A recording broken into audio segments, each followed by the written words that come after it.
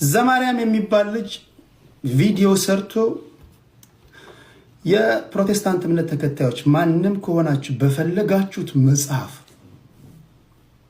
ልበ ሙሉነቱን በፈለጋችሁት መጽሐፍ እኔ ያለው አለ። አንድም የኦርቶዶክስ ልጅ ሄዶ እዚህ ልጅ ጋር ዘማርያም አንተ ዝም ስትል ነው የሚያምርብህ አላሉትም። ቢኮዝ ያውቁታል፣ ጎበዝ ልጅ እውቀት አለው ተብሏል። ዘማርያም ተብሏል። እንደዛ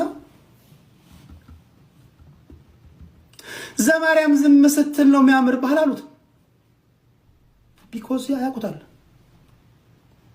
የልጁ ልበ ሙሉነት በፈለከው መጽሐፍ ነው ያለ። በፈለከው መጽሐፍ አስቂኙ ነገር አንድም ሰው ከዚህ ቀደም ለሌሎቹ ይሻሙ የነበሩ ሰዎች የታዘብኩትን ነው የምናገረው።